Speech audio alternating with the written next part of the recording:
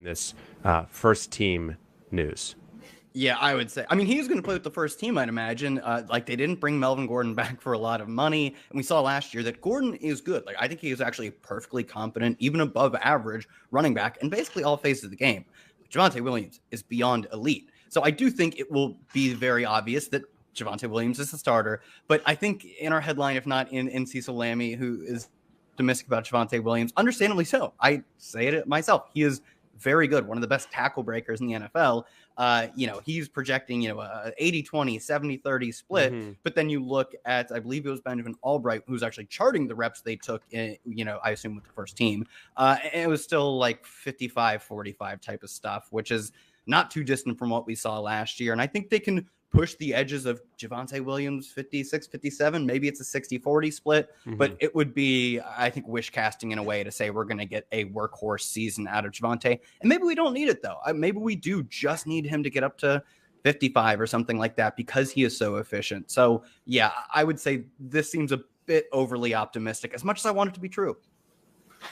Yeah, and in Cecil Lammy's report, he was saying that he went into it basically thinking the split would have been more in Williams' favor. And so in a way, it's kind of like a somewhat positive projection, but, he's sort of like tempering his own expectations. So, definitely interesting as well to see Benjamin Albright have the report that they've been much, much closer. I believe it was him maybe that was saying he thinks Gordon is ahead as a receiver.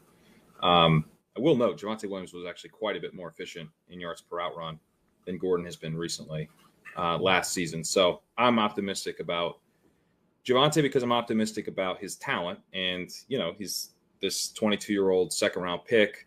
Right. Melvin Gordon, 29. They took forever to re-sign him. I think pretty easily see maybe it being like a split, but Williams being decidedly the guy that we want.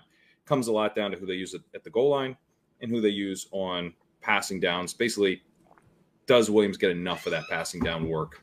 And does he get used enough at the goal line? And is this offense as good as we think it can be with Russell Wilson? So when we had James Palmer on the show earlier, he seemed pretty optimistic about Javonte Williams. Kind of just a bet on talent situation to me. Falls into the third round in some drafts. I think he's an absolute steal there. Okay, so it doesn't sound like we're really adjusting, but you guys were already high on him in the first place. Fair to say? Yeah, that's fair to say.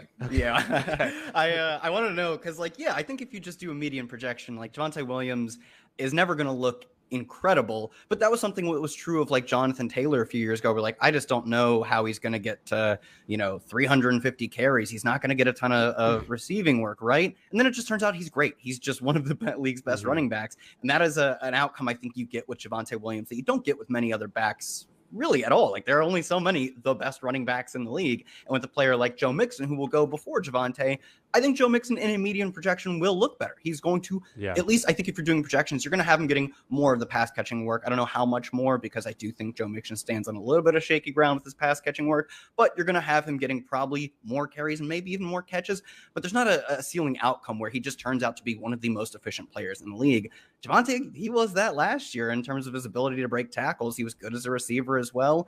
So I think the ceiling outcome for a player like Javonte is really unmatched by a lot of the players that go at that 2-3 turn. So as much as I don't think he is the most exciting just in the way things play out half the time, in that middle band of the distribution, his ceiling is something that at that 2-3 turn, I can't not chase.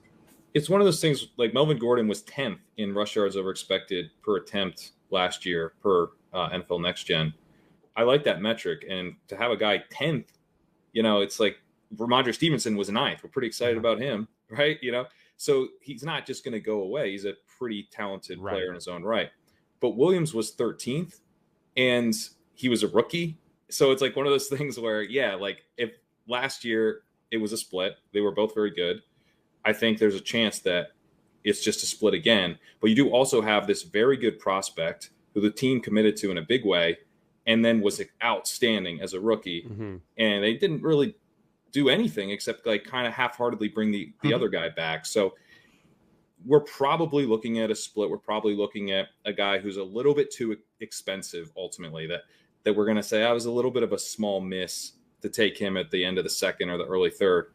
But in the scenarios, to Kyle's point, where he's just that good, it's going to be a massive win. God, you just don't want to miss out on that scenario either as a fantasy manager. It's so Oh, well, I'm not missing out on it. Having drafted a lot already, you know, we're in the streets pretty much every day. I'm not missing out on it. Yeah. All right, so over 1,200 yards with 7 touchdowns, total yards, I should say, with 7 touchdowns as a rookie for Javonte Williams, and more to come from Denver a little later on this episode. But first, we go to Pittsburgh, where I think that we have the one contract-related piece of news that we are adjusting or not adjusting based on, and that is that Diontae Johnson and the Steelers have reportedly agreed to a 2-year extension worth upwards of $36 million. Kerrane, are we adjusting? I feel like you're already high on this guy. Am I right there? So I wonder if, this will kind of move his ADP up a little bit, because he's been falling, and it might just be kind of an out of sight, out of mind thing with Diontae Johnson, because he's not been practicing. He's been holding in. Yes, that's what we're calling it. All the reports out of Steelers camp, it's all been George Pickens, because Chase Claypool hasn't really been out there, and Diontae Johnson isn't out there. So, of course it is. But now we're looking at Diontae Johnson, hopefully, having some training camp moments of his own. I think that might kind of end his slide, at least in terms of ADP. I don't think we'll see him like falling into the 5th round as much anymore. Mm-hmm.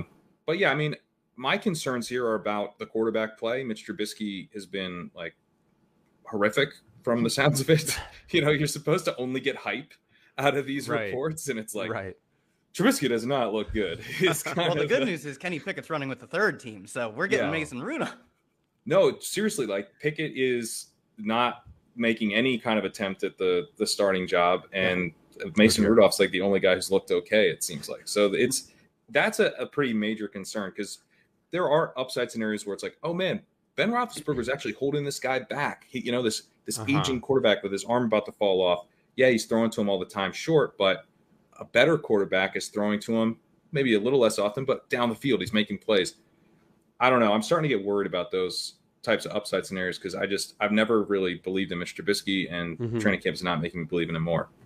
Yeah, I really want to buy into Diontae, and I probably still will, because the ability to get targets is just such a valuable skill. And I think this will really be our chance to figure out, and it's unfortunate we have to bet on it. We'd love to have the results at the end, but this will be our chance to figure out, was Diontae Johnson being just an elite target getter, which he was last year. He was like top 5, I believe, top 10 in targets per route run. He wasn't bad in yards per route run either. Was that simply a product of Ben Roethlisberger running the offense and running it in a way that was tailored to himself, obviously, and by himself, I mean his inability to throw it like 8 yards down the field. That's what Diontae Johnson is great at. Gets open quickly, get him the ball quickly, and that's about it. How much of that will we see this year? I tend to think the rate at which Diontae Johnson drew targets was more than just the quarterback. It probably helped, right? But it was more than just the quarterback linking up with a guy who suited his skill set. So I'm still getting Diontae Johnson, but I am starting to lose faith that we have a really ceiling outcome from him, in the sense of the way camp has gone. I feel like you're hoping for this team to kind of tread water relative to where they were last year. Whereas when they took a 1st-round quarterback, I was hoping that they would actually have a chance to improve significantly. And now I'm sort of coming back to things might look like they did last year, which is good, but I'm not sure it really gives us this massive breakout from him, which I thought was possible with Kenny Pickett. Now I don't feel that confident.